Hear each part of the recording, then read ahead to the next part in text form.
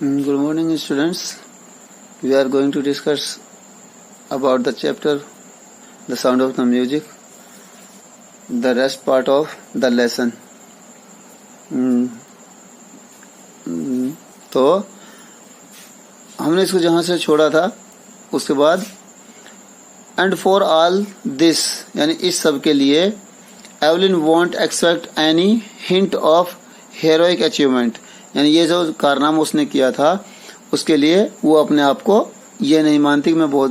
मैंने कोई हेरोइक यानी साहसिक काम किया है या साहसिक अचीवमेंट यानी उपलब्धि हासिल की है। इफ यू वर्क हार्ड यदि तुम मेहनत करते हो and nowhere you are going और तुम्हें पता है कि तुम्हें कहाँ जाना है यू विल गेट देयर तुम वहां पर तक पहुंच जाओगे। And she got right to the top और इस तरह से वो टॉप कहते हैं एकदम ऊंचे शिखर पर पहुंच गई। The world's most sought after multi percussionist with a mastery of some 1,000 instruments and the hectic international schedule। तो वो कहती है and she got right to the top यानी वो एकदम सबसे ऊपर के दर्जे पर पहुंच गई। The world's most sought after multi percussionist यानी जो संसार के सबसे बड़े परकनिस्ट बोलते हैं किसी भी उपकरण को या किसी भी यंत्र को स्पेशली बजाने वाला। With a mastery of some thousands instruments यानी परंतु वो अकेली कैसी थी कि जो जैसे हर किसी के पास हर कोई भी साधन जो म्यूजिक का होता है वो नहीं बजता, परंतु ये जो लड़की थी एवलिन गिलेनी इसने जितने भी म्यूजिक थे इंस्ट्रूमेंट थे उसमें सब में उसने मास्टरी हासिल कर ली थी। एंड हैक्टिक इंटरनेशनल शेड्यूल और वो भी इंटरनेशनल जो शेड्यूल था उन यंत्रों को या उन इंस्ट्रूमेंट को बजाने का वो भी इंटरनेशनल शेड्यूल था। ऐसा भी नहीं था कि भाई किसी देश का हो। It is intriguing to watch Evelyn function so effortlessly without hearing यानी सो इट इज इंट्रिगाइज यानी वो किसी भी to watch Evelyn function so effortlessly without hearing यानी कोई भी आदमी जब वो संगीत को सुनता था तो ऐसा लगता था मानो वो एकदम ऐसा बैठा मानो उसमें जान भी नहीं हो यानी बहुत ही गौर से सुनते थे। In our 2 hours discussion she never missed a word यानी ऐसा लगता था कि हमने जब 2 घंटे का जो डिस्कशन किया था बातचीत की थी तो उसने उसमें से एक भी शब्द उसने मिस नहीं किया। मैन विद बुजी यानी bushy beard give me terrible she laughed यानी वो कहती है अपने बारे में कि जिन लोगों के जो बड़ी दाढ़ी होती है यानी ज्यादा गहरी दाढ़ी होती है वो मुझे परेशानी पैदा करती हैं। वो शी लाफ्ड यानी वो हंसती है। It is not just watching the lips it is the whole face यानी वो कहती है कि मैं जब किसी आदमी को परखती हूँ या उसको सुनती हूँ तो मुझे उसको पूरा चेहरा दिखाई देना चाहिए तभी जाके मैं समझ पाती हूँ कि वो कुछ क्या कहना चाहता है। और स्पेशली द आईज और वो सबसे ज्यादा यानी विशेष तौर पर वो आंखों पर ध्यान देती थी। She speaks flawlessly with a Scottish lilt यानी फ्लॉलेसली बोलते हैं यानी एकदम अचूक यानी बहुत तेज यानी वो अच्छी स्कॉटिश बोलती थी यानी उसके लहजे में बोलती थी। My speech is clear because यानी वो कहती है कि मेरा जो स्पीच है वो एकदम क्लियर है यानी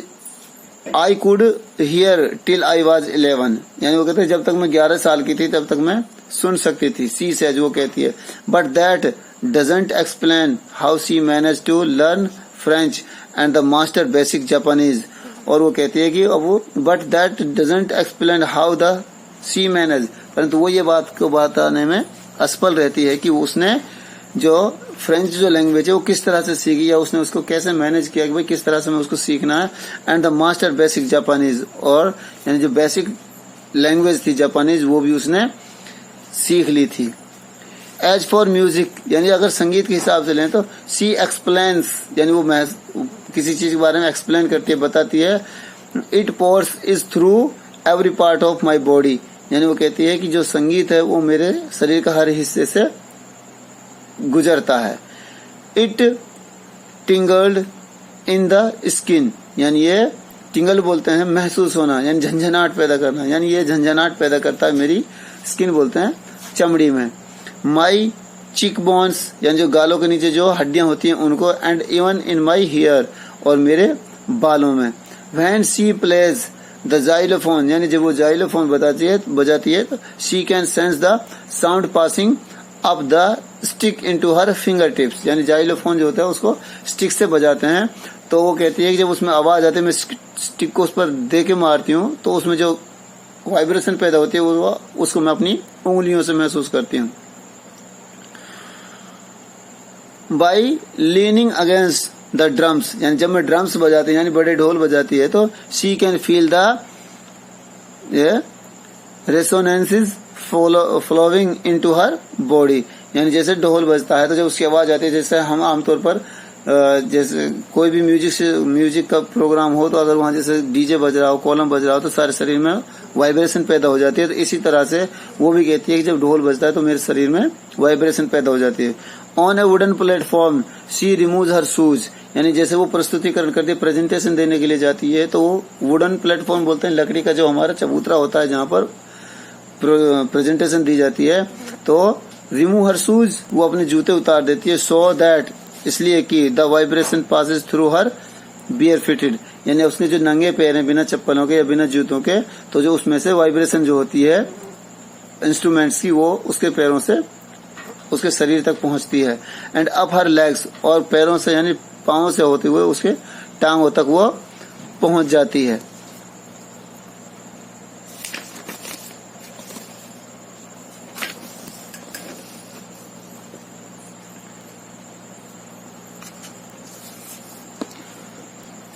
उसके बाद 8 नंबर,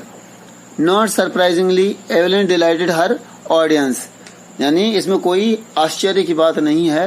एवलिन डिलाइट्स हर ऑडियंस यानी ऑडियंस बोलते हैं सुनने वालों को, यानी जो एवलिन थी वो अपने ऑडियंस की अच्छी खासी उसको मनोरंजन करती थी। इन 1991 यानी लगभग 1991 में she was presented with the royal Philharmonic societies prestigious यानी सोलेस्ट ऑफ द ईयर अवार्ड यानी 1991 में उसको अवार्ड दिया गया था, presented with the royal Philharmonic societies prestigious यानी सोलोइस्ट यानी कि अवार्ड है उस अकेडमी का जो संगीत सिखाता था, ऑफ द ईयर अवार्ड यानी साल का सबसे बेहतरीन जो अवार्ड था उस अकेडमी का, तो उसको 1991 में दिया गया। सेज मास्टर यानी परक्यूनिस्ट जेम्स ब्लैड्स यानी जो जेम्स ब्लैड्स है वो कहता है God may have taken her hearing यानी खुदा ने उसकी जो सुनने की जो शक्ति है वो छीन ली है, but she has given her back परंतु उसने उसको वापस कुछ किया है, समथिंग एक्स्ट्रा ऑर्डिनरी यानी कुछ उसको अतिरिक्त। वट वी हियर यानी जो हम सुनते हैं, शी फील्स वो महसूस करती है, far more deeply than any of us यानी हम में से कोई भी जैसे संगीत को उस कानों के द्वारा सुनकर महसूस करता है तो वो उसको अपने शरीर से सुनकर हमसे ज्यादा महसूस करती है। That is why she expresses music so beautifully और यही कारण है कि वो संगीत को बहुत ही अच्छी तरह से प्रस्तुतिकरण उसका करती है। Evelyn confesses that she is something of ए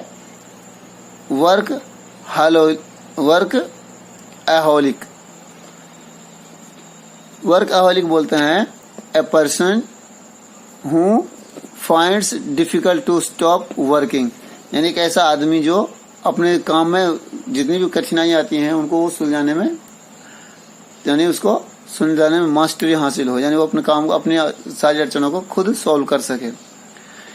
तो एवलिन कॉन्फेसेस वो मानती है दैट शी इज समथिंग यानी उसमें कुछ ऐसी खासियत है ऑफ ए वर्कहॉलिक यानी वर्कहॉलिक बोलते हैं काम के प्रति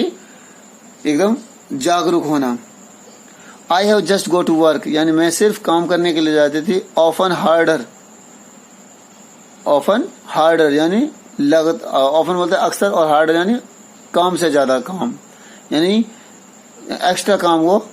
सीखती थी यानी एक्स्ट्रा सीखती थी वो। देन क्लासिकल म्यूजिशियंस यानी जो क्लासिकल यानी प्राचीन यानी जो क्लासिकल म्यूजिक बोलते हैं सदाबहार यानी पुराना जो संगीत होता है उस हिसाब से जो वो म्यूजिशियन थे उनसे मैं ज्यादा एक्स्ट्रा वर्क करती थी। But the rewards are enormous यानी वो कहता है काम तो मैंने किया था परंतु जो रिवार्ड्स हैं वो भी वैल्यू रखते हैं। Apart from the regular concerts, यानी जो मैंने रेगुलर कंसर्ट्स किए थे, यानी प्रोग्राम किए थे, या जो मैंने रेगुलर मैंने मेहनत की थी उसमें, तो Evelyn also gives free concerts in prisons. Concerts बोलते हैं जैसे प्रेजेंटेशंस, यानी जो एवलिन थी वो प्रेजेंटेशंस देती थी कहाँ पर, इन प्रिजन्स, जेलों में, एंड हॉस्पिटल्स यानी अस्पतालों में। She also gives high priority to classes for young musicians, यानी जो छोटे छोटे संगीतज्ञ होते थे, यानी छोटे से बच्चे जो सीखते थे, उनकी क्लासों को वो सबसे ज्यादा महत्वता देती थी। And रिचलिन of the Beethoven found for deaf children says, यानी जो एनरिचलिन ऑफ द बेथोवन्स, यानी एनरिचलिन था कोई आदमी है, वो found for deaf children says she is a shining inspiration of for deaf childrens, यानी वो कहता था कि ये जितने भी ये बच्चे हैं गूंगे या बहरे, ये जो लड़की है एवलिन, उनके लिए इंस्पायरेशन बोलते हैं, यानी किसी को मनोत्साहन करने वाला, यानी मन को बढ़ावा देने वाला। दे सी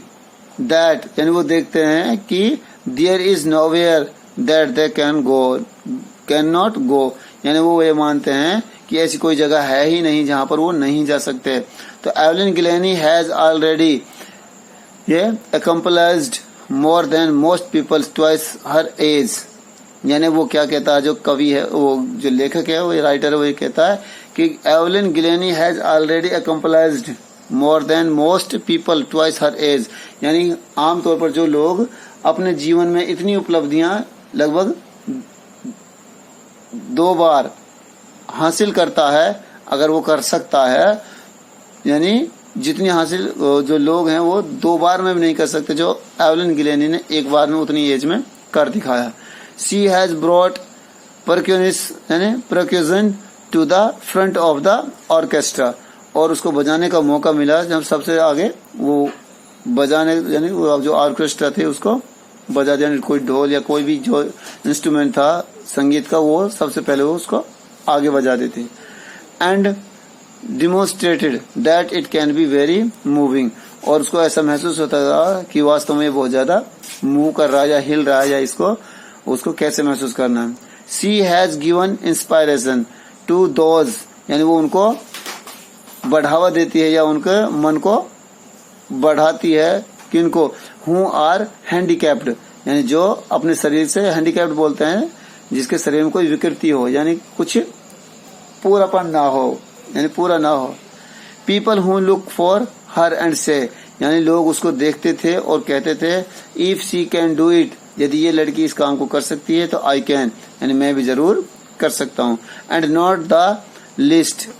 she has given enormous pleasure और टू मिलियंस, यानी एंड नॉट द लिस्ट, यानी बिल्कुल ऐसा नहीं है कि मानो इसका अंत है या फिर वो एकदम उसका खात्मा है। She has given enormous pleasure, यानी उसने बहुत ज्यादा खुशी प्रदान की है या उसने किसी को आनंद दिया है, टू मिलियंस, लाखों लोगों को। तो ये जो है इसका राइटर है वो है डेबोरा कॉली।